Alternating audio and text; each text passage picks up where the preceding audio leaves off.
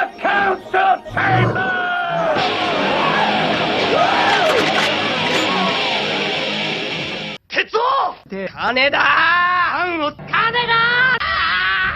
That boy ain't right.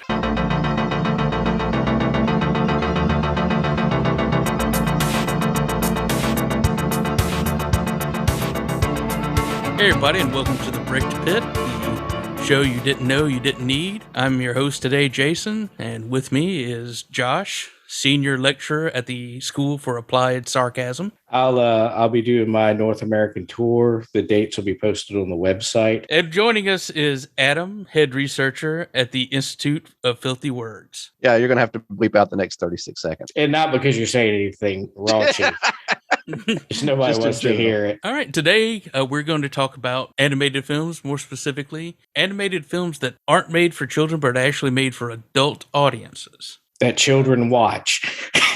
Yes, because in America, even when the movies are made for adults, they don't want to watch animation. Yeah. Well, what was that Seth Rogen movie that was like... Oh, Sausage Party? Yeah. There's tons of stories of parents going, oh my God. It's like, lady, it's rated R. Yeah. If you had listened to our episode on Sausage rating, Party. I thought it was a single entendre, not a double entendre. So yeah, when we talk about that, there's a lot of interesting people and everything we need to talk about. I think first, as far as at least American animation in this area, is Ralph Bakshi, who started off doing just regular animation with Terry Toons in the 50s. The late 60s and early 70s, he wanted to actually create animation for adults and kind of pave the way for that in America with his adaptation of Fritz the Cat, the first animated feature to receive an X rating.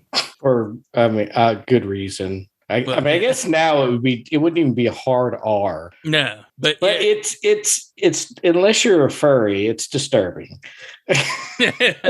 R. Crumb stuff generally is. Yes. I don't know where this falls on the sort of the timeline of things, but Looney Tunes was originally aimed strictly for adults, right? I mean, it wasn't made for kids. Well, yeah, animation when it first started, it was kind of a shotgun blast. Like they were trying to get everybody. So yeah, you did have a lot of the adult humor in there that was kind of hidden.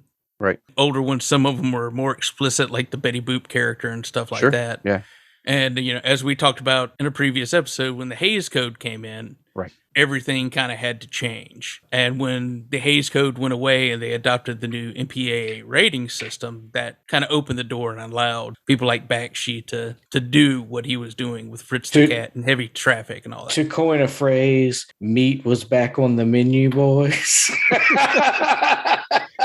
Because there's a lot of flesh in the cartoons. I think the early Looney Tunes, the ones that they showed as shorts before feature films in the theaters, I think they were early. I think there were two categories. I'm just having done no research. My memory of this is that there were like, just like they do for previews now, where this preview has been approved for this audience. If you're in a rated R movie, the preview you see may also be a little more than it would be if you were watching on TV or something. I think the Looney Tunes that originally showed on what would be considered adult movies back then had a little more in them, but then whenever they switched them over to Saturday morning cartoons, what it is, they just chopped the heck out of them. Yeah. And cut all the good stuff out of it. What I'm getting out of this, Adam, is that we have made a gross oversight and not including the Looney Tunes in our conversation, because as soon as you said that, I was like, oh my God, I was trying to think. Well, like I said, Looney Tunes was trying to be for everyone. And actually, Looney Tunes, the precursor to that was Merry Melodies. And the reason they started doing that stuff was to actually sell music that Warner Brothers had rights to. So they were trying to sell albums and sheet music. That's why they're Looney Tunes and Merry Melodies. I didn't know that. Yes, that's part. And even tell me about Ralph Bakshi, because I don't like him. because somebody got us way off topic on Sorry. that. That's all right. But like I said, Bakshi, like I said, he got Fritz the Cat, which was the first X-rated animated film. It was actually very popular, even with the X rating. I think that probably Forbidden Fruit, effect. That was part of it. And also you had, places like the New York Times and all that kind of stuff actually giving it very good reviews. And he followed that up with Heavy Traffic, which was another X-rated animated film, and it also was very commercially successful. And so he was actually the first animator since Disney to have 2 hit back-to-back feature-length animated films. Yeah, he goes on and does things. He kind of moves out a little bit of his main wheelhouse is kind of like urban New York and all that kind of stuff. It does fantasy with wizards, and he actually does the first feature adaptation of Lord of the Rings. All of which I hate. Yeah. I really, really, really, really do not like Ralph Bakshi's style. It has nothing to do with the content. Is it American Pop? Yeah, well, that he did later. That like just the animation style just a lot of it grates on me. A lot of it has to do with when he was doing Wizards, which was at Fox. He tried to get more money for the big ending battle scene, and they wouldn't give it to him. He actually was in the same meeting that George Lucas asked for more money for Star Wars. What Bakshi did was he wound up getting a bunch of stock footage and everything of tanks and just rotoscoping it. Right. Very on the cheap, and then he continued using that later on. And Lord of the Rings, it's really, really terrible because all they did was really trace over. Right. Everything. Well, I mean, I will give him credit in the rotoscoping aspect of it that he really pushed that to the forefront and refined that. And some of that to me is less egregious than his just full on animation. Like I don't like the style of Fritz the Cat. As far as Lord of the Rings went, it's such a weird adaptation because it's like somebody had read the Cliff Notes to them and they wrote the script and the design based on that, because the design is just really bizarre. Well, yeah, a lot of it had to do with the fact that he was supposed to make 3 movies, and they told him, "Well, we're only going to pay for 2." As they were releasing the first one, they were like, "Well, we're not doing a second one." So, I wish they would have said that about the Hobbit movies. Yeah. But so let's just kill this while we got. I think they filmed all 3 of those at once. Unfortunately, right? That was the. Still, we're just gonna go over it. Yeah, there's a lot of bad stuff. Like I said, I don't like his over dependence on rotoscoping at the time. I understand it. It was cheaper. Unlike Disney, he wasn't taking 4 years to make these films. He was doing like a film a year. Right. He's the Roger Corman of animation. Yeah, pretty much. So rotoscoping is where they take real live, like you said, live. They take still frames of the photographs and trace over it. Now, rotoscoping is not new. The Fleischers actually invented it in the 1920s. And if you watch the old Superman cartoons that they did, you will see rotoscoping. But at that time, they were using it as a guide, whereas Bakshi was just straight up tracing, just copying it, and wasn't exaggerating anything to make it look animated. It was just traced. Interesting. Okay, yeah. I mean, I knew the technology. I wanted to remind myself what it was. At least, there may be some people out there in who don't know what it is in Radio Land who don't know. So let's include them in the conversation. Hello, friend. Do you know what animation is? It's drawings.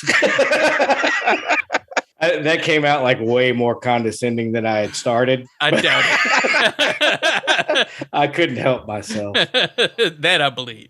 Like I said, Bakshi did this stuff real quick, real cheap. His animators actually kind of hated him for the fact that he wouldn't do pencil tests. And so pencil tests are when they draw each individual frame of it to make sure that the motion is right, the timing is correct on the motion. It looks natural. He wouldn't do that because it would cost money, because you would have to film that, develop that film, and then look at it just to make sure that everything's timed right. And he just skipped that entire process. But like I said, he was very important in kind of bringing the concept of films being okay for adults and only for adults to the American audiences. He was also real big on hiring minority animators, people of color, women. The first African-American female animator was hired by Bakshi. He's very important in that. He hired anyone who had talent. Those are the good things about him. Like I said, there's a lot of trouble I have with some of his choices later on. His subject matter does not age very well.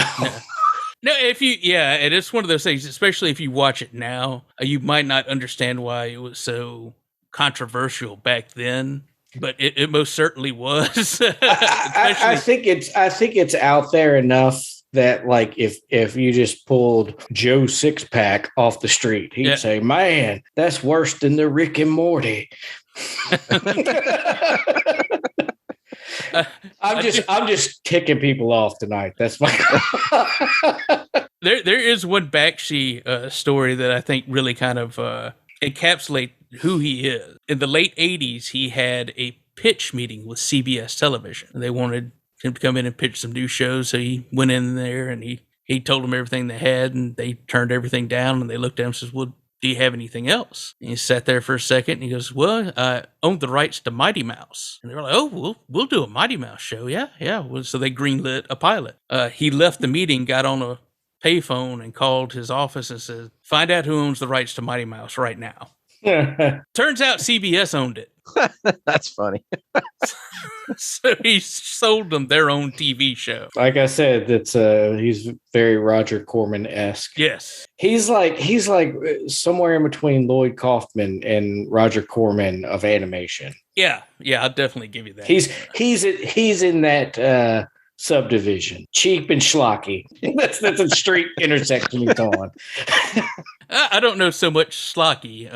Like I said, he's gotten very good critical reviews, especially on Fritz the Cat and Heavy Traffic. Now he does tend to lean into cheap offensive stereotypes, cheap and exploitive. Yeah, I'll give you exploitive. Oh yeah, his stereotypes are let's just say there could be books written. They probably are, but who does research on this show?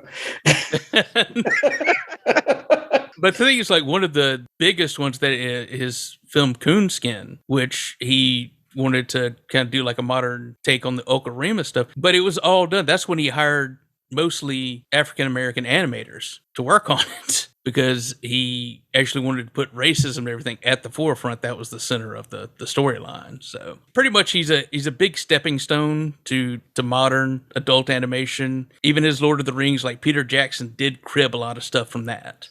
Certainly. There are some the opening narration. Yeah. There are some Silmarillions. There are some similarities between the two. He certainly was influenced by it. Like I said, there are a few things in his Lord of the Ring adaptation that are pretty good. There are many things that are pretty terrible, though. I would say it's more terrible than good, but the good stuff ended up in the live action movie. Yeah, I will say this, because we're of an age where before there was the movie, it was all you had, and it was better than nothing, right? I preferred nothing. Like, did you?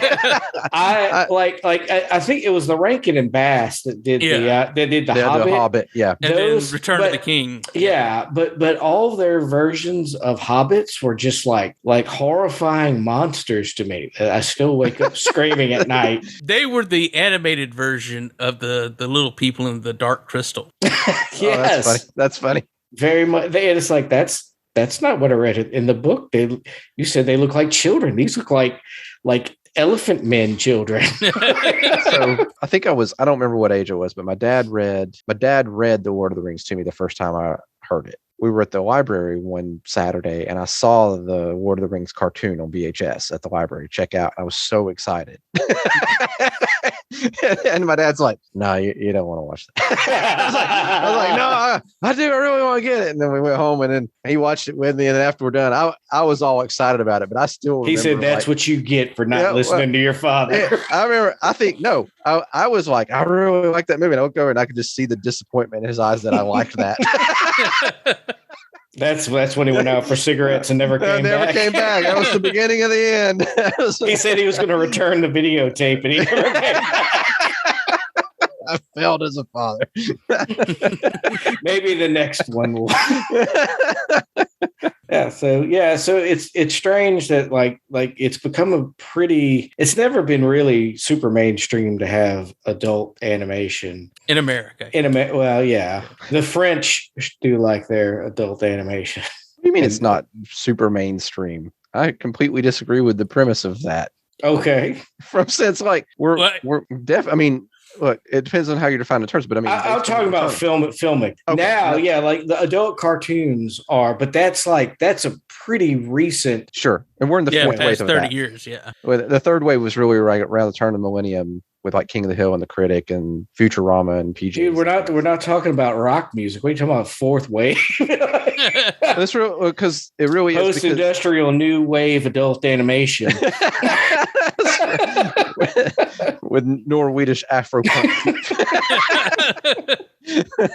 Okay, so feature length adult animation, I agree, that's harder to sell, and a lot of the things that I guess you and Jason are going to talk about as far as movies go, I agree. Like it's hard to get mainstream American audiences even today to sit in a full length movie that has, you know, all the nuance and undertones of a real adult film. You know, right. They'll watch cartoons as far as like MCU movies, which are live action cartoons. Yeah, or Pixar. You'll have childless adults go see Pixar movies all the time. And for all of our childless adults out there that listen, that's not a bad thing. We're not judging you. Right. No, I mean, that's one of the big things that, like, there was a big explosion after this past Academy Awards because the animators are already angry because before this year, the people who voted on like animated short subject and animated feature film were actual animators. And so they changed that and they put it to the Academy at large.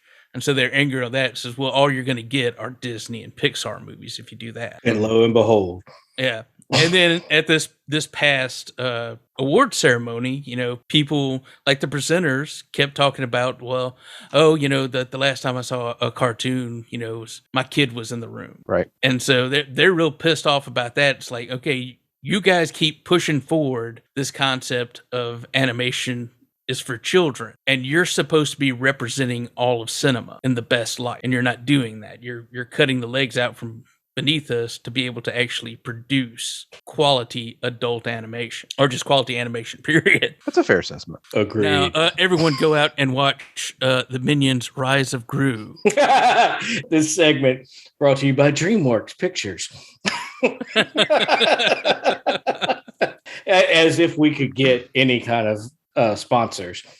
Well, you know what's interesting about this is that one of the movies that I was going to talk about, The Ghost in the Shell, rewatching that and then kind of looking through what the critical response at the time that it came out was, I was pleasantly surprised to find out that Ebert really liked it. And the part that matters for what we're talking about right now is he said, you know, this is not an animated movie for children in any shape or fashion. It's full of nudity and violence and stylized, you know, all this stuff. But basically he goes on to say that it's a complex film because of how deep it is and the issues that it tackles and the way it's presented, the music, noir, whatever. It's a good filmmaker's film. Yes. And like, so, you know, it's not that these things don't have never had critical approval.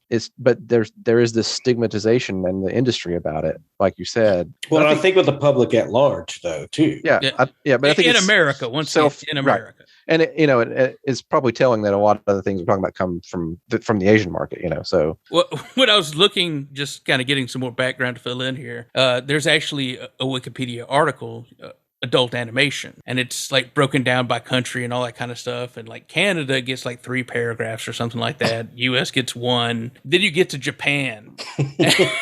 And this is the beginning of the country. Exactly. This isn't even like the dedicated article for Japanese animation. This is just a little subset, and it's like 8 paragraphs long. Back in the Goku dynasty. Yes. The original Japanese animators were painting on rocks in the caves of Mount Fuji.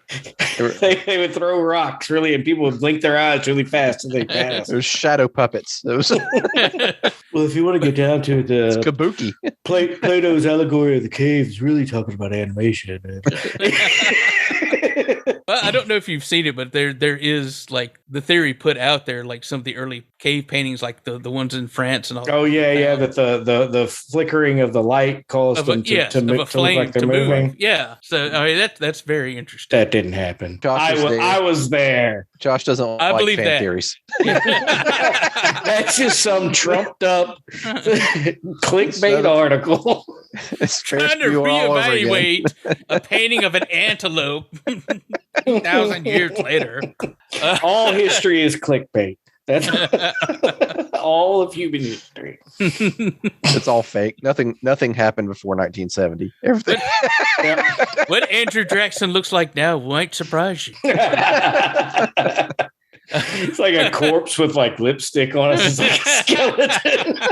I think he's had work done. the Japanese are like really serious about their animation and make some very quality animation, have for years. I definitely have to say the cream of the crop is Studio Ghibli and Miyazaki. Yeah, I don't think anybody would contest that. And what I love about Ghibli is that like you have the stuff like Ponyo that's definitely geared toward, younger kids and stuff like that. And then you also have like Princess Mononoke, where they're running around decapitating people. And, like My Neighbor Totoro premiered at the same time as Grave of Fireflies.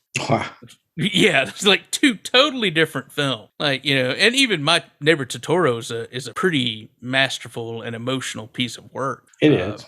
But, Grave of Fireflies, when the first line is the guy telling you the date that he dies, and you see him, like, this is the first 5 minutes of the film, you realize that the two main characters are already dead. They're ghosts, and now they're watching all the bad decisions that led up to them dying of starvation after the firebombing of Japan. I much prefer My Neighbor John Turturro. That was really great. That was a really great animation. When he knocked on the door and said, you stole my anime. Oh, that's a deep cut, man.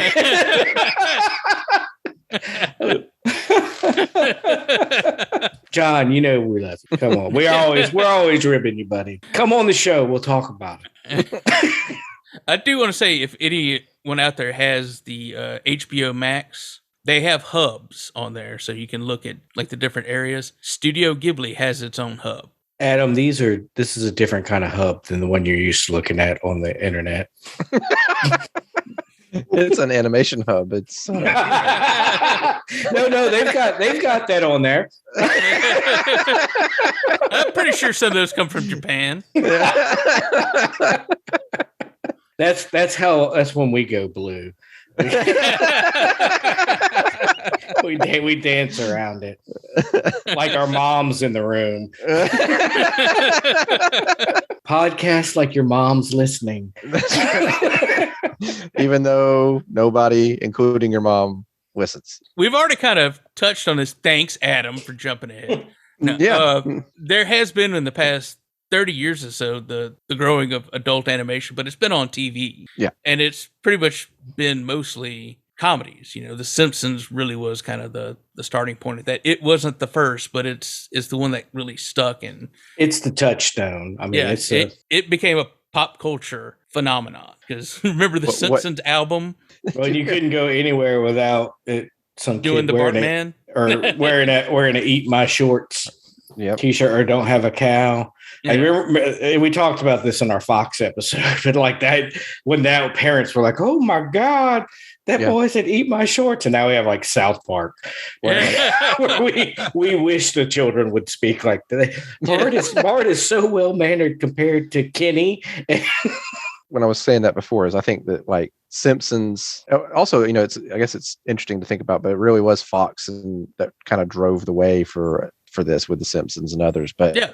Well, their animation block, like I don't think that Sunday animation block built the foundation for you to have Adult Swim, and for you to have, and then from that you get your Rick and Morty and Family Guy. There's a progression to that, and it's the bedrock of adult animation on television is The Simpsons, even though it sucks now. Sorry, Harry Shearer. That's the only one I'll apologize to. Yeah, he's wiping his eyes with stacks of $100 bills, going, "Oh, it just breaks my heart." I feel so betrayed. You said such good things about A Mighty Wind, and this is how you treat me. The Simpsons, it's almost like Genesis in the Bible. The Simpsons begat The Critic, which begat Family Guy, which begat King of the Hill, and and they all did something different. King of the Hill is definitely more of a sitcom that was animated. I think, and it was more dryly satirical. Yes, it wasn't like The Simpsons is a much more obvious. Like Homer is an obvious caricature. Right. Yeah. And we've talked about the Flanderization of characters, but versus like Hank and Peggy, like they straddle that line of like, are they making fun of them or not? Well, I think the thing about King of the Hill is the way I always looked at it is the difference between it and other forms of the show of it. Essentially, they could exist in real life as they are. Right. Whereas I think there's others they're not. Well, I mean, like, Family Guy's off the rails, insane, and Simpsons even pushes it to where they don't look human if you look at Simpsons. Yeah.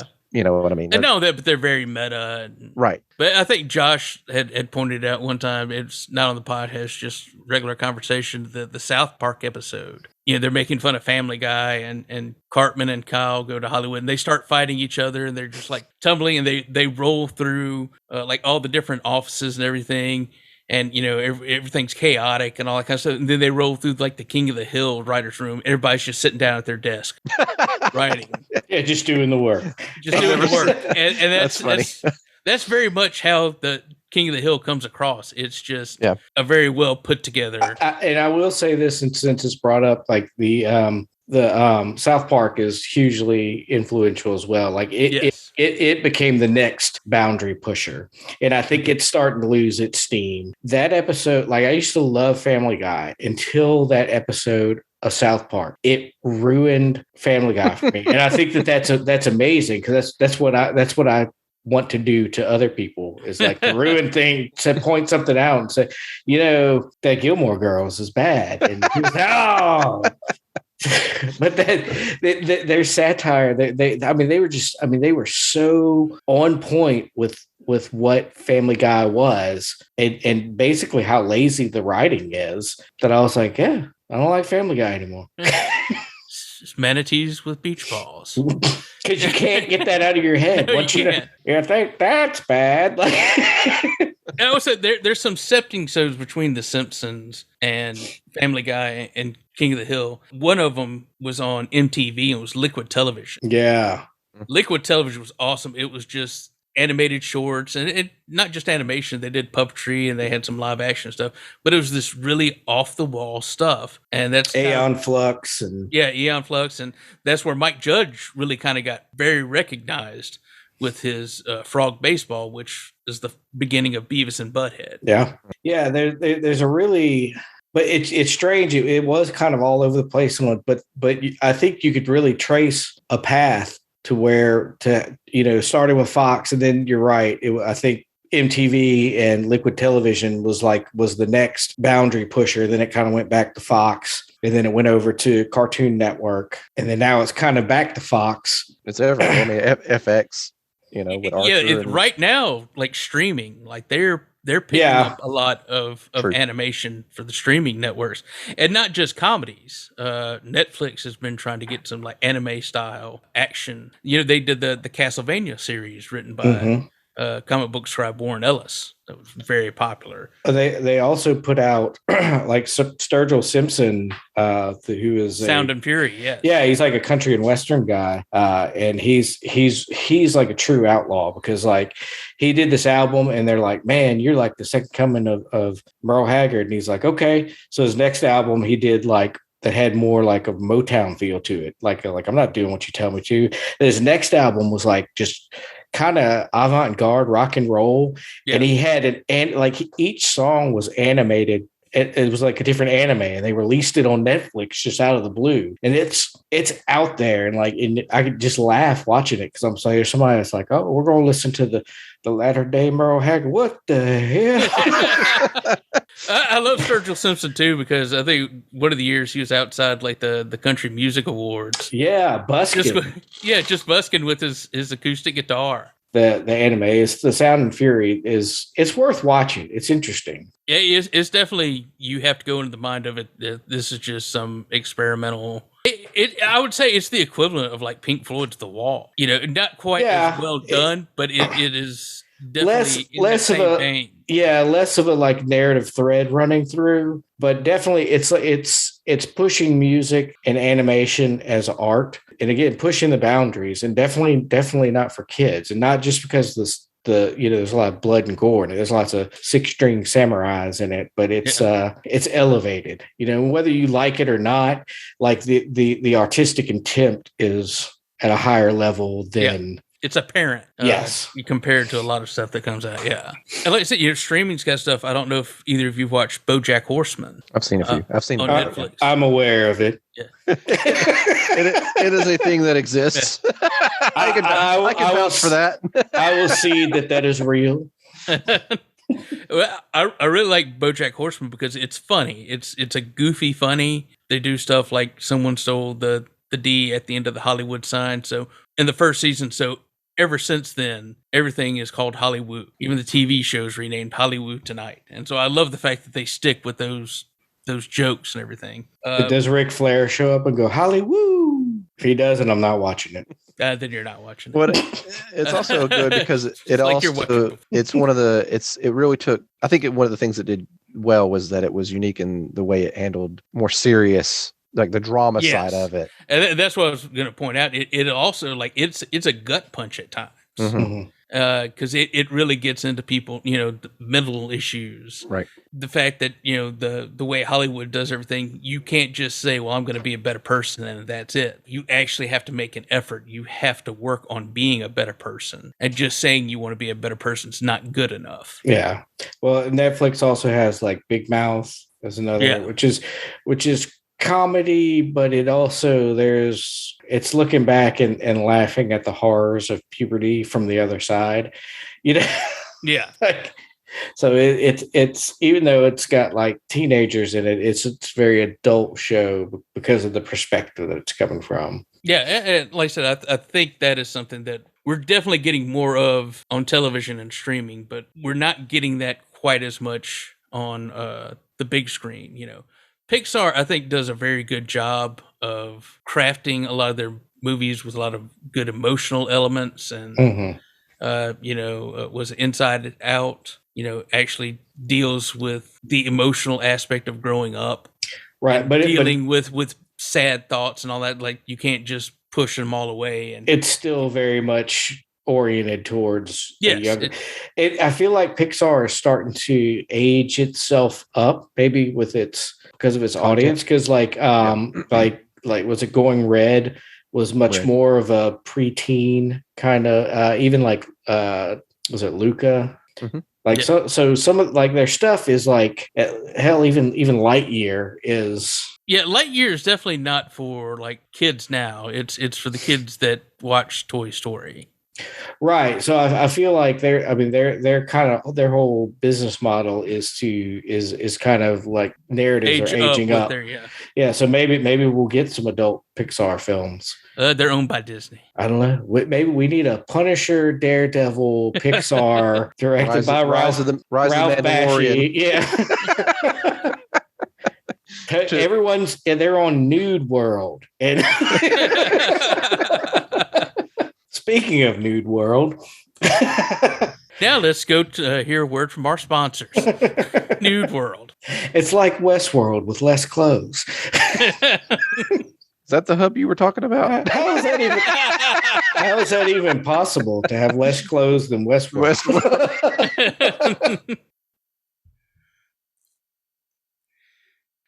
All right, welcome back, everybody. Once again, still talking about animation for adults. So, Adam, would you please give us an example of one you enjoyed? Yeah, so in continuing with the theme of, like Josh mentioned that I guess South Park ruined Family Guy for him. I ruined Guy Ritchie films for you. You ruined all films for me. There doesn't need to be a qualifier. It's just except for Dream a Little Dream, which was already ruined. It ruined itself. There was no. This movie is rancid. I assume that you guys are probably the same way, but when there was this rise of these shows, which I considered good, I guess early 2000s, like 2000, whenever Adult Swim really came into its own as a real thing. Basically, all you had before that was King of the Hill and The Simpsons that were good. And of course, The Critic, but it was short-lived. And then life happened and I kind of stopped watching that kind of TV. When it really came back around for me was when Archer came out, which has been a long time ago now, but it doesn't feel that long ago. Archer changed the game for me as far as adult animation goes, and the way I hear, in the same way that early Adult Swim did for, I think, a lot of people who caught that wave. I would agree with that. And I think Jason and I were on that Adult Swim wave. Well, the precursor to that was, of course, Space Ghost Coast to Coast, Right. which fed into that whole thing because the Mike Laszlo, who was the president of Cartoon Network, they realized that they had a lot of adults actually watching Cartoon Network. So they decided to program for them. And then this explosion of off the wall, nonsensical, just, and a lot of times avant-garde animation and comedy. And it was funny is the demographic, so there's this, I don't even know how to like describe it properly. Like Aqua Teen Hunger Force, it is not the kind of show that someone who is a generation older than me you would think would like, but I know tons of people a generation older than me who that was the show that brought them, that won them over surprisingly, and that we can share that in common, right? Aqua Teen was just, there was nothing else like it. When it came out, it's just that whole block of that, Space Ghost, that the Brack Show, and like C Lab 2021, were all just insane and off the wall. They're the kind of humor that, like, if you like it, you're going to love it. If you don't like it, it's going to be like throwing acid in your face. There's no lukewarm reaction to it. It also was a little bit of lightning in a bottle, and I don't think you could replicate that moment in time again, because the way they marketed it was essentially not to market it at all, right? Like Adult Swim just happened. Yeah. And if you were just watching TV, you're like, what is going on? And it wasn't all the time. Remember, first at the beginning, it was like 2 days a week or something. It wasn't even every night. It was just Sunday night. Yeah, that's right. You're right. It was just Sunday night. And you just happen to have the TV on, and you're like, what? And then it was word of mouth. Like people you worked with are like, did you catch this weird? It was. Yeah, it was the kind of thing that you went in on Monday and said, I saw the craziest thing. And people are like, that did right. And people are like, dude, that didn't happen. And you're like, no, I'm telling you the plot exactly. I'm not exaggerating. The Moon Men were flipping them off. Right. And you're like, they're like, what? And then they watch it and they're like, he wasn't lying. That's exactly what happened. And another brilliant aspect of it is the episodes are only like 11 minutes long. Super short. Yeah. And if you missed it, you missed. There was no streaming. There was no like it literally. I remember when this first happened. It was true water cooler TV for, let's be honest, dudes between 18 and 35, right? It was like like that was if you were in the dorm or if you were at the office or wherever you happened to be in your life at that time and you caught this, you were talking about it. It was just something that strange. You would have a convetion with your dealer with. My dad owns a dealership. And what's funny is, those shows are like 20 years old, and I can still quote them verbatim.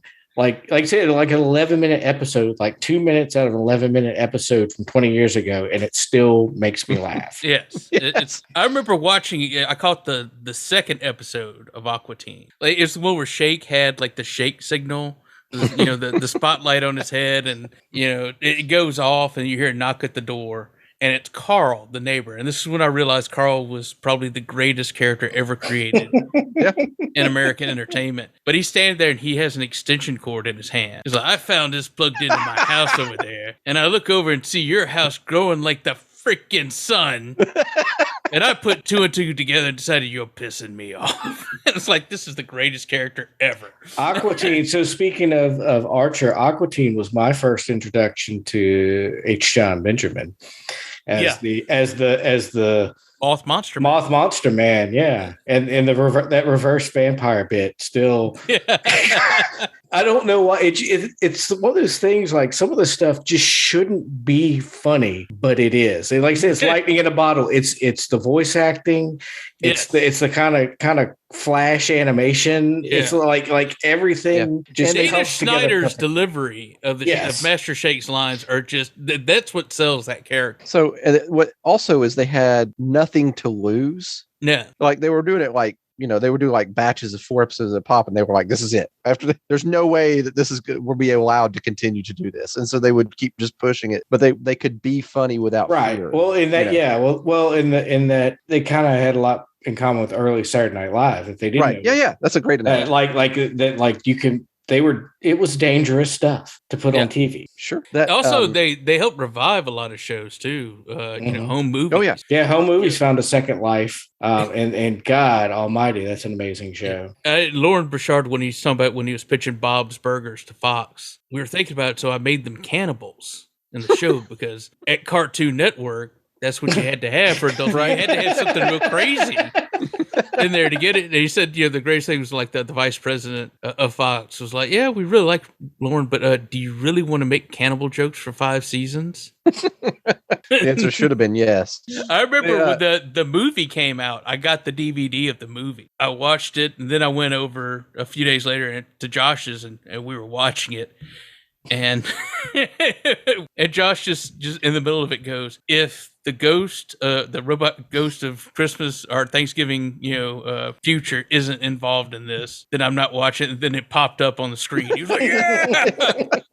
That's like there's a really, really bad Meatloaf film called Roadie, where he's a roadie. That's it, but it's I highly recommend it because it's like I think like Debbie Harry and the Talking Heads get into like a pie fight. It's bizarre. It's like a fever dream. Yeah, and so where you're listening to your new wave collection as you fall asleep. So we watched the whole movie and it's ending and Meatloaf the Roadie's driving. And I was like, the only thing that could make this movie crazier is if he gets kidnapped by aliens. And I swear to God, the last shot of the film, the big light drops down on him and he gets kidnapped by aliens. So sometimes I have an insight. I'm like Haley Joel Osment for bad films.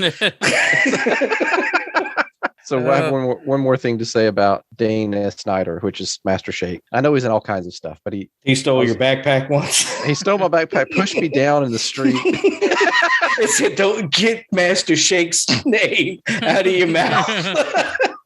I think he's on some kind of Disney teen live action show. Dude, Dana's got to eat too. And I know, but no, so I'm in the kitchen making a sandwich and I hear Master Shake on the TV and my daughter's in the other room. And I come run, no. I was like, that's not for kids. And then I'm looking around the corner and it's like, it's a live action thing with him. And I don't remember what the show was. And I was like, what are you watching? This has been, 5 or 6 years ago, but now because she was little, but yeah, that's my panic as a parent. Like, this is not for you. Not all cartoons are for kids. But anyway, that wasn't what I want to talk about. I want to talk about Archer, which was, I know that Josh hates Archer, and so he can explain why he doesn't bother to watch good television anymore. But it's I'm not explaining. I don't hate Archer. I'm not explaining it again. I live with people. H. John Benjamin is what I know. I love H. John. I've listened to his Jazz Daredevil album, both of them. Several times. I'm a big fan of H. John Benjamin Has a Van. I think that was one of the funniest shows ever made. Coach McGurk is my spirit animal. Don't be like him, Josh. Play soccer. I coached my kid's soccer team when she was real little, and I was like, I finally made it. I'm living the dream. I am Coach McGurk. Did you get the tattoo of the banana lady? I did. Did she really like bananas? I tried to trade swords for a 6-pack at the Winn-Dixie. But I was in Watch Archer. I was in Bye Bye Greasy. I respect John Benjamin too much to watch Archer. It's a good show. That's a great show. I'm sure first it few is. Seasons, it's kind of winding down. It has ups and downs for sure. But when we did a social media post where we asked folks what's one of their shows that they can just return to and watch over and over again, Archer is that for me. It tickles me every time I watch it. There's something funny in it that gets me going. So to Jason's point about like recurring, like BoJack Horseman has this recurring bit that builds over the time. Archer in a lot of ways, if you approach Archer like mid 3rd season or whatever, a fifth of the jokes you're not going to get at all because they're all sort of inside jokes from other seasons. They're constantly just building that momentum on that joke. And as you know, because we've done it hundreds of times on this podcast, there to me is no higher form of comedy than the beating a dead horse. That is my favorite. That is 100% my favorite kind of joke. That's why I like British comedy so much. That is. It's true. British comedy is full of dead horses to beat. No, there's a lot of stuff like I've had friends and I like use Archer quotes. Yeah. In real life, like phrasing. Yeah, all the time. All the time using phrasing. Poor Josh, he's I missing understand that reference because I'm on the internet. See, I'm like Ultron, man. I don't have to like absorb everything. I absorb enough to know that humanity doesn't deserve to live through the internet. And then he does snarky Joss Whedon dialogue. That's why Ultron didn't deserve to live. That was the worst thing. That was the worst use of Josh Whedon dialogue is Ultron. The worst use of James Spader. Yes, it was a tragedy. You have that voice and that mannerism. And you're like, you're going to put that, make him sound like Buffy the Vampire Slayer. It's like, how dare you, sir? That is Robert Hollywood. That is. Getting back to Archer, though, they are very, very clever. Yes. And at the same time can be very goofy. Yes. And juvenile. Like you run the gamut. To me, it reminds me of like, it really has the same feel as what we do in the Shadows. I mean, they're completely different genres or whatever, but the style of humor, well, it's got that very, like you said, I guess, British in a way. It can be satirical. It can be, you're in on the joke with them kind of humor. Yeah. It's just all over the place. But yeah, it's the running gags of like where he, anytime, like in the early seasons, like anytime anyone fired a gun, Randy would get shot. No matter where he was in the building, always made me laugh every time.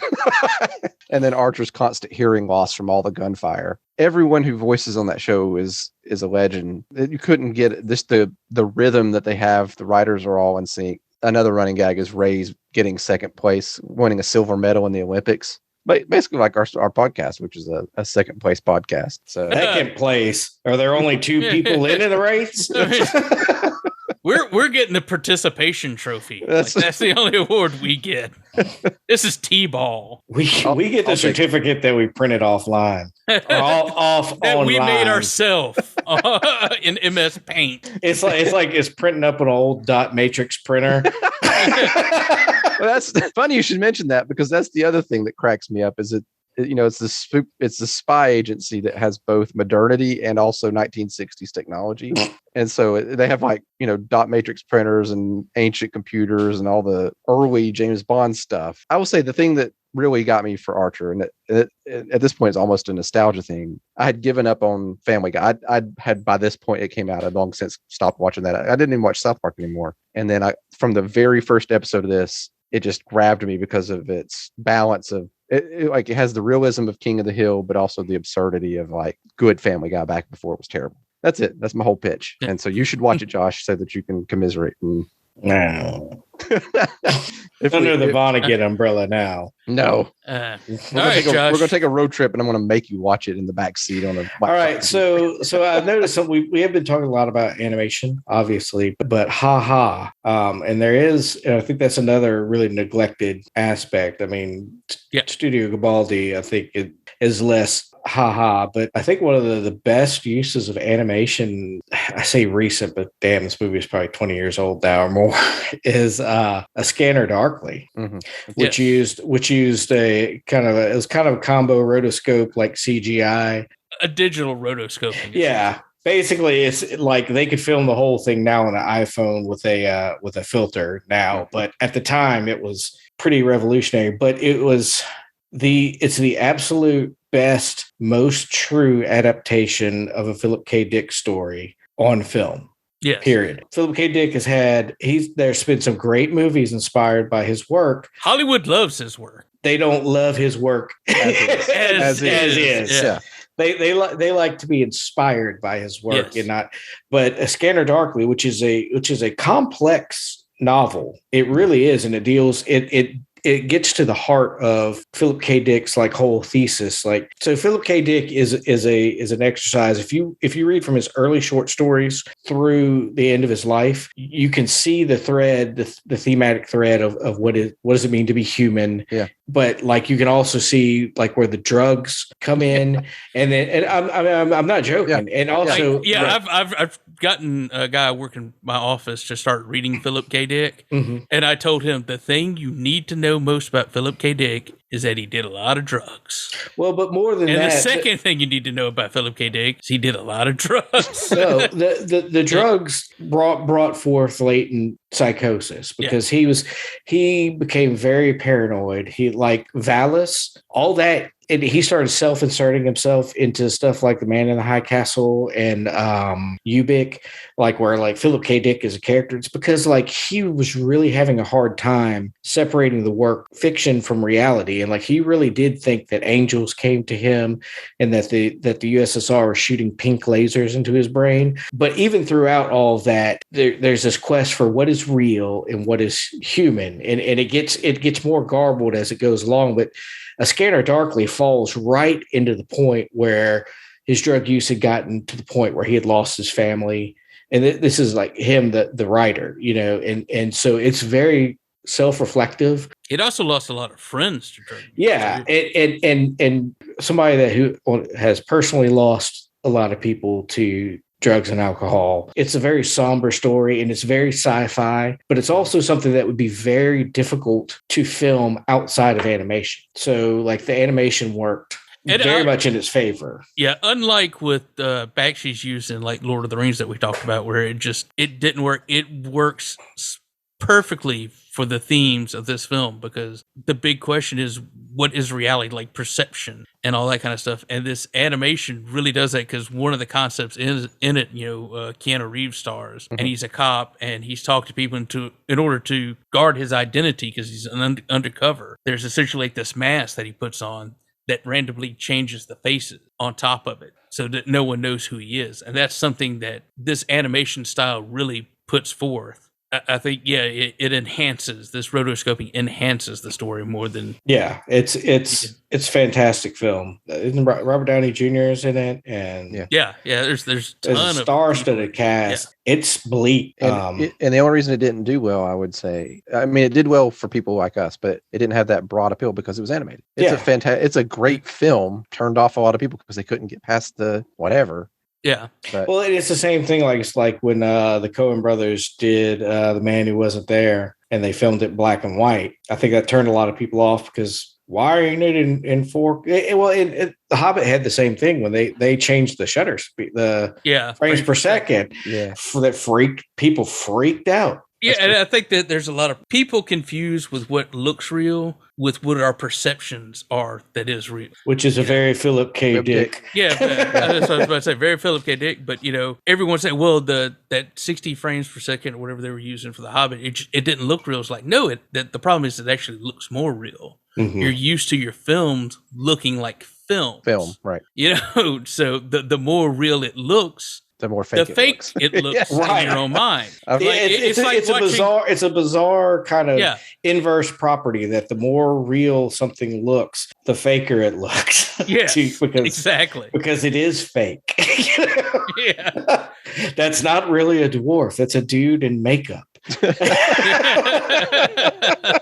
I've always thought of Philip K. Dick as like a Greek philosopher who expressed his ideas through science fiction because he and also discovered LSD. He's one of my favorite authors, and I think he was very philosophical. Like, I mean, I put him up there with a lot of the kind of silver and golden age sci-fi writers like Heinlein and stuff. Because like Heinlein, I think was very philosophic too. Like he would explore, and he was really misinterpreted because he would entertain an idea and that didn't mean he agreed with it, but people would say like, hey, that sounds fascist. He's like, yeah, because I'm exploring what a fascist society like this would look like. You're a fascist. Like, no, the book is, it's not an endorsement. Like, what's wrong with you? It's like that meme of the sci-fi writer writes a story about an invention. It's called The Absolutely Never Invent This Invention. And it says flash forward 25 years. Scientists invent the never invent this invention.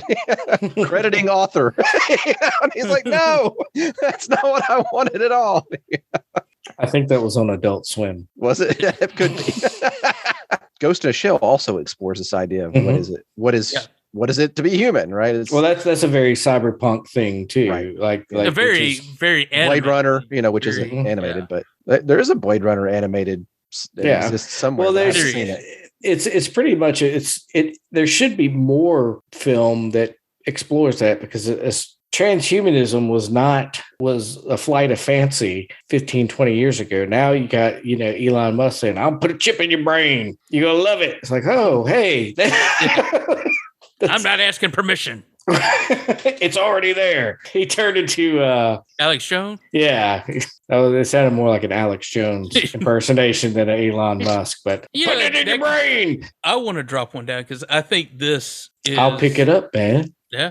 I think you're going to, because I think you'll agree with me. Like, this is the one that really kind of changed American audience's perception, really kind of blew open the doors for anime in the U.S. And that's Akira. Akira! That's 90% of the dialogue in that movie. That's Josh's. That's how I remember dub. it. Yeah. It's one of the secret alternate tracks on the DVD. It's just me going, Akira! For 2 hours. Tetsuo! And this is, I think it's on Hulu right now if you guys want to watch it. By the time they get around to listening to this, it won't be on Hulu anymore. It's the year 2099. Hulu's the last holdout in the streaming wars. Akira has been wiped out. That's our new anime. No, I saw this probably when I was like 13. We had Japanese animation before, but it's stuff like, Speed Racer and Battle for the Planets. Robotech. Which that's terribly watered down by the time we get there. I don't even want to get into the Robotech discussion. Like, we're not. Nerds, we're aware of it. We're not talking about it. There's that patented Adam snort. Yeah. Seriously, with nerds though, you've got to because they're like nerds are like dogs, like waiting to get a treat out of your hand. You're like, dude, I get it. Like, you're gonna get the treat. We know. Don't at me, at Josh. That's all I'm saying. We know all about this stuff. You don't have to tell us. We're legit, okay? Just send us a private message on Facebook. We'll give you his address and everything for you to download. That's right. Actually, Funimation took the macro series.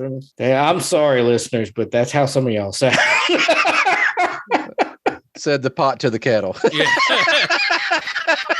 Hey, man, I'm just a mirror, Call me Lou Reed. I'll be your mirror, man. But like I said, Akira was the one that really kind of blew open the doors for anime films, because no one had seen anything like it. And it's a beautifully made film for the 80s. And, it's cyberpunk. A lot of movies have cribbed from it. And one of the things is the Akira slide, the image of the motorcycle, sliding to a stop in front of the camera, moving away from the camera. That's been copied again and again in both animation and live action. It's also very gory, and it's something that I didn't expect because I had never seen that in animation. The level of violence that they presented was it's still very violent to this day, which is saying something. And also it had very deep themes of Japanese sentiment post American conquest. Yeah. Which is obviously it's pretty pervasive in Japanese cinema, but there's this whole kind of Godzilla and Akira and stuff are almost direct manifestations of that cultural scarring or anxiety. That's the level we're talking about, man. This ain't Scooby-Doo, son. Yeah, because it brings in a lot of stuff. It's a dystopian future. Which at this point we could just call it the future. Yeah. It's contemporary. It's contemporary. But it's people rioting in the street. Damn, that is depressing. It isn't. Yeah, it is. That's what, I wasn't making a joke. Yeah. I'm just now catching up. Yeah. And now I'm sad. Thank you. There's also this aspect people are essentially a cult that forms around Akira. Nobody knows who the hell he is, but that's just how bad things are. Somebody's coming out here promising this godlike being is coming back. He's going to make everything better. And does he? No, he gets on a boat and leaves, man. But it's been a long, long time since I've seen Akira, but I agree with you that it really opened the door for a very specific demographic of people. Most of them are listeners of this show as well, but If you went into a video store after that movie came out, a lot of them would have their own section now for anime. Unfortunately, they usually would do something like, their own little hand printed sign, Japanimation. Mhm. That was very popular Yeah. in video stores. And yeah, that's not insulting at all. Yeah. But I think it opened up a bunch of other Japanese Mhm. animation to come into America and to really be looked at and considered by American audiences. At the same time, it didn't do it by itself, but it's the biggest one because My Neighbor Totoro, as we were talking about, and Grave of Fireflies and all that were coming out around the same time. But I think Akira is the one that really hit like the teenage demographic that I think really carried it on until, like Dragon Ball Z and stuff like that started coming out in the late 90s. Spirited Away, none of the other stuff that is what I would consider mainstream for civilians would have I think had the exposure that it had if the gates weren't. You say civilians. You ain't in the nerd army, man. You a muggle. You one of them non-magic people. You're a non-commissioned officer in the nerd army. If you're listening to this, you're a non-commissioned officer. You're an NCO in the nerd army. I'll give you a point of order here. I guarantee that every person who listens to this watches it in Japanese with the subtitles. Nobody's watching dubbed anime. I am that's too. Well, then you're wrong. You're going to get a lot of shit on that. Here's the thing. Here's the thing about it. I'm not a weeb. Yeah. One, I don't speak Japanese, so listening to it, I understand the argument for it, and I get it, like watching Yojimbo and stuff like that. The performance of the original actor, that's a big thing there. But at the same time, if I don't understand Japanese, so I just can't just listen to it in the original Japanese and enjoy it. If I have to read the subtitles, which I'll do, Seven Samurai, Yojimbo, Sanjiro, all that. The problem with that is I'm concentrating on reading the words instead of looking at the entire frame. You're not looking at the art. Yeah. I'm not looking at the whole composition and everything, which is, like how Akira and whoever directed it made it. There's an entire screen up there with stuff happening that you need to pay attention to take in to help move you through this film. And if you're reading the whole time, and we also came from the spaghetti western school, so where the actors weren't even saying their lines half the time because they're going to dub it in 4 different languages. So and kung fu films. Yeah, the actors were all from 3 different countries too. Yeah, they couldn't even speak. Nobody knew what movie they were making until they saw it. They saw it in their home country, and they're like, "I'm the bad guy." I was just talking about my grandma's banana pie recipe. What's this? I think Clint Eastwood was the only one that cared to do his lines. Yeah, and they're like, it doesn't matter. It matters to me. Doesn't matter. Just say something. Sergio, you jerk. I always say this about the subtitles because this was a big late 90s, early 2000s. And no, it's still a big thing now. It was a big I know, but this was in Adam's anime club in high school. Yeah, exactly. It was him and the really weird teacher that kept telling him to come over to watch movies. So I, like you, Josh, I am aware of these things, but I actually don't much care for anime overall in general. I mean, I've caught enough to know, I've seen the big Akira and Cowboy Bebop and things like that, but beyond. I'm not huge into anime either. I think I like to dub it and put the subtitles on so that you can. not only do I like to dub it, I redraw it. so it's Western animation. So it's Western. Little stick men on the edge of his notebook. That's like the ultimate sin. I pay Matt Groening a commission to come over and redraw. Basically, that's what the Lion King was. I think with anime, with a lot of stuff that the super fans will never admit to, is there's a thing called bad anime. Yeah. And a majority of anime is bad anime. Just like a majority of pretty much any genre is bad. And then you have the gems that kind of stick out. Everything sucks except for the couple of things that don't, period. It's a blanket statement. All right, Adam, we've kind of talked about it a few times. So how about we go in depth in your first... Oh, Ghost in the Shell. It's an interesting film. I hadn't seen it in many, many years, and I rewatched it in preparation for this. It it didn't. I don't know that I'd recommend it honestly. If you're just seeing it for the first time, I think it was kind of a creature of its time. Yeah. And they remade. And when I'm talking about, I'm talking about the '96 version of this. I think it came out with like a remake. And I've only seen the Scarlett Johansson live action. There's a cartoon. Yeah, I haven't seen the other one, so that tells you anything.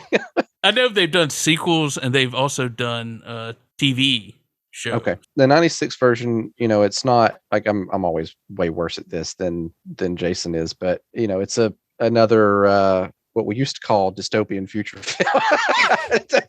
Now it's just a future.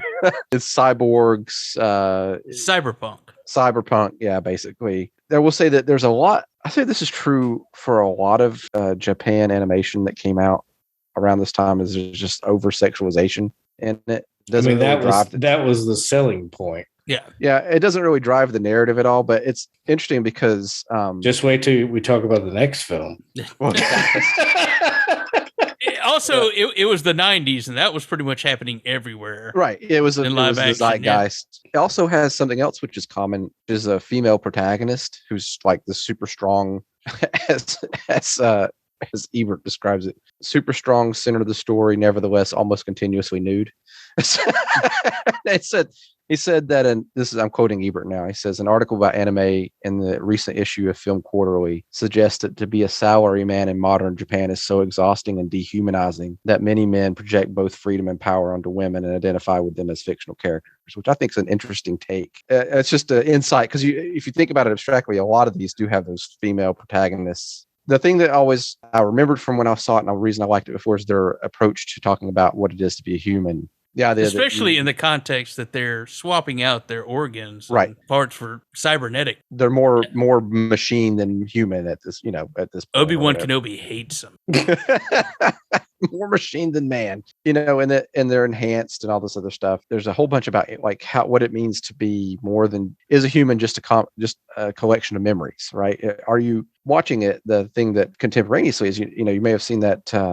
In the news, the Google AI researcher claiming that the chatbot is a human, was sentient and self-aware, and they kind of it's wild about how these post dystopian films about cybernetics and cyberpunk. We've been dealing with this question for a long time. When will AI be more than just something we created? It's its own thing. We may be there. I don't think we are.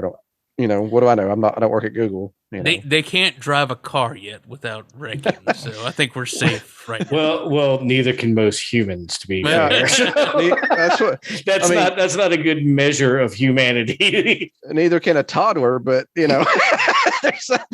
by most measures, they're still human. I think neither can Josh, but we like him as a human. So anyway, no, you don't. Yeah, we don't. But it's of all someone who doesn't quote unquote like anime, this one's okay, I would say. I think anime a lot of times deals with very Eastern philosophical. Yeah, which I like. Yeah. And that part I like. All right, so I think Josh was kind of prompting for his next one.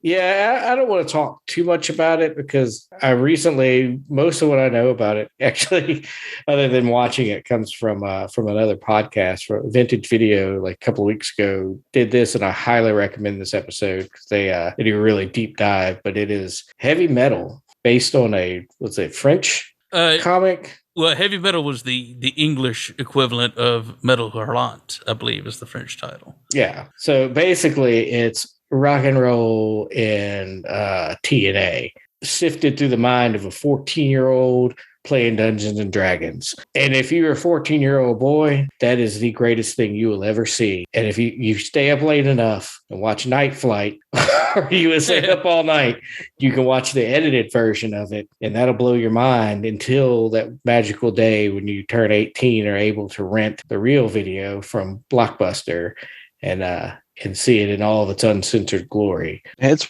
growing up today compared to 35 or 40 years ago. I guess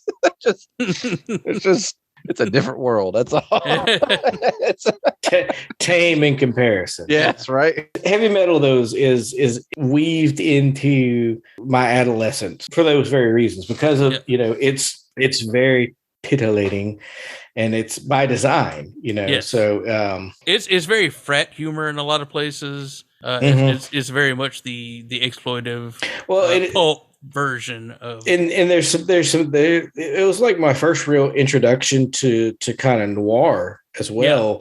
There's the I think it's the first story where there's the cabbie and they're looking for the Lochnar, and it plays out like a futuristic Sam Spade novel, complete with like the femme fatale and everything. So some of the stuff in there, and then like when John Candy as a little kid gets transported to the fantasy world, that's pretty much adolescent fantasy. Well, and it's Conan. It's Conan distilled down to its essence, which Conan is the male power fantasy. Yes. For good or for ill, that's what it is. And that segment of heavy metal is 100% feeds into that. And I won't make any commentary on that, but that is what it is. That is what it was meant to be. Well, they pulled from a lot of the recurring comic strips and everything in heavy metal, and then they had this framing device to thread through everything to put it together. But you get that mix. You have the Sam Spade futuristic sci-fi mystery, the Conan half-naked women and all that kind of stuff. Then you have like the lighter sci-fi bit with the trial and all that kind of stuff. like the like the inspiration for Zach Brannigan. Yeah. Is 100% that character. And then like the weaving through thread between it, like with the Lochnar and the little kid, plays like a EC Comics horror. So it's really interesting that it is juvenile and it is full of TNA, but the animation is fantastic, the music is awesome, and there is it's not total trash. There is. It's not all TNA. Like right there. I think there is World value War to II bomber. Like, and that plays like horror, straight up like a John Carpenter film. So there's more to it. Like even that stuff is like on an adult level. It's an interesting film that like and like many of these other things, I don't think the zeitgeist is where that can be replicated. No, because what you get now is Sausage Party. Yes, I mean you look at Ivan Reitman produced it, and then you have all those people he was connected with from Second City and National Lampoon. You've already mentioned John Candy, who is perfect in that role. Yeah. Eugene Levy, Harold Ramis, all these people coming in and doing this voice work. Some of it's, like I said, outrageously funny. Some of it's horrifying. It's just like they just picked some of the popular stuff out of the magazine. It's very in line with that kind of that rock and roll theme. It's just once it starts, it just drives.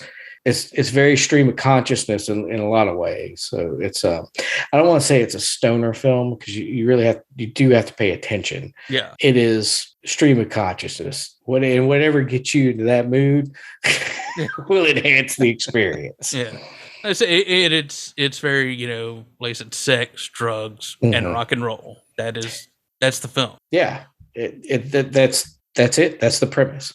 It's Tuesday at Josh's house. Tuesday. Minus the sex and drugs. Or rock and roll. It's Tuesday. Tuesdays is that's my nap day. that's light jazz and celery and peanut butter day. It's H. John Benjamin. I want to talk about one we've mentioned it before. The first time I saw it was in USA Night Flights, and that's Fantastic Planet. And last time we mentioned it, Josh was saying it was French. I was saying it was Eastern European. We were both right. It's a co-production between French companies and Czechoslovakian companies. Like it was animated in Czechoslovakia by French people. That's a rare occurrence where we're both correct. Yes, but it's an early 70s film, and this is art. Outrageous sci-fi movie where humans have essentially been taken to another planet by these giant aliens, and they're either pets or vermin. And this one that was a pet, like the opening scene is essentially like this woman carrying her baby, these giant aliens playing with them like they're ants, and wind up killing the woman, so the baby's taken in by this other kid and raised as a pet. And that's how it's viewed. He escapes. He has knowledge because he sits, they have the sci-fi, this is the teaching tool. It puts it in your brain. So he's smarter. He can read. He gets mixed in with the humans that are living in the wild, helps them survive. And it's the things they put in there, like the world building aspects of it, like there's a creature, no explained reason why. It hides and reaches out and grabs this flying creature, shakes the crap out of it, and then throws it on the ground. Doesn't eat it. Apparently, that's its existence. It's just being a dick to other creatures. So it was man. But yeah, it's this very, very trippy movie. I think that's a very good descriptive word for it, is trippy. I don't think if you're not into experiencing cinema as art, as experimental, I don't think you'd be into it. That's pretty much why this thing exists, to be out there, to be experienced, but not necessarily fully understood. That's heavy, man. Yeah, I'm glad both of you are jumping in on this. I mean, you're doing an excellent job of, what else is there to say? Yes, I agree wholeheartedly. I haven't seen it, so I can't comment. Well, I kind of figured that. It's within the Josh and just make up some within the parameters that you've set forth. I think that you've outlined who should watch this film. Most of the people listening probably have. If you haven't, even if you're outside those parameters, watch it. It's expand your horizons. Come on, man. There's more than Thor. It ain't just Thor. And I think it's actually on HBO Max, because HBO Max has the deal with the Criterion Collection. And so I think it's on there via the Criterion Collection. All right. So Excellent. You have another one there? No, I mean, we could talk a little bit about, I like Vampire Hunter D. That's probably like my favorite anime for the same reasons I like heavy metal. Yes, that's what I meant. That's very much a teenager anime. Look, man, I used to stay up late at night and watch crazy stuff, and that's Vampire Hunter D. What else? It was like he was a vampire hunter. He had a hand that had like a face on it that would like eat stuff. It made no sense. It made zero sense, but like at 2:00 in the morning, you're all hopped up on Tang. I was a lonely kid, man. I just sat up watching TV. I remember when I met Josh, he would have a mirror with these lines of Tang on it. He just snort. Tang bangers, man. You and John Glenn. Hey, I went to space camp. This guy, they didn't take Tang. That was a lie. They told me that in Huntsville at the space camp. I said, what? They didn't take Tang up there? I said, no, that was what they call marketing. I didn't know that. That's actually true, man. Tang didn't go into space. So it's a lie. Your whole childhood. I will say, for me, there's a direct line from watching Akira to watching Vampire Hunter D. Like, like I said, once that door was open, like you started getting, and Vampire Hunter D is very much that I'm a teenager. I'm watching this crazy Japanese. Oh, there's boobies. If nothing else, here at the Brick Pit, we're honest. Yeah. Like we talked about how the Coreys were cool when we were kids, and like we own up to that. I'll own up to the reason why I watched heavy metal and Vampire Hunter D was because drawing boobies. At that point in your life, you took a boobie any way you could get it. Right. I don't know what else to say. Like it's like, how did you first encounter these animations? I stayed up late and watched them on TV because I thought there'd be boobies in them. But I inadvertently learned about noir. That's pretty much the story of my life. Friends we made along the way.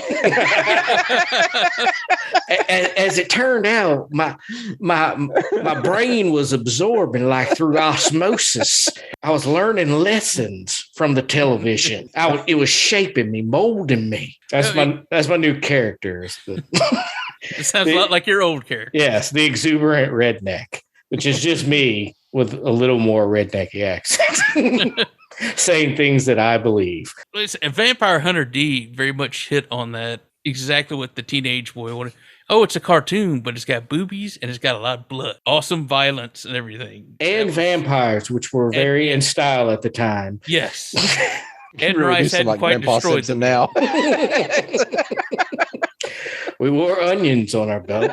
Just the style at the time. Vampires were in style back then. Yeah. Vampires, ninjas, whatever happened to the Ninja Menace, by the way? In the 80s, you would think like at any moment your town could be invaded by straight up ninjas, clans of them, and you need some plucky kickboxer to save your town.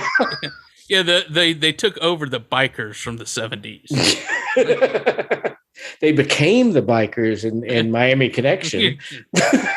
Maybe that's what we need to start Adam on. Where did you see Vampire Hunter D? Was it HBO or something? No, man, USA. Oh, really? It showed? Yeah, like on it was either Night Flight. Like for a kid in rural Mississippi, Night Flight was like a peephole into the world at large. It like it would show you wonders that you like, because like one night they would have a Neil Young concert from Germany, and then the next night they would have Fantastic Planet, or they'd have like the Fishhead song, or so it was just like it was this hodgepodge of like pop culture, like just distilled into your little tiny mind.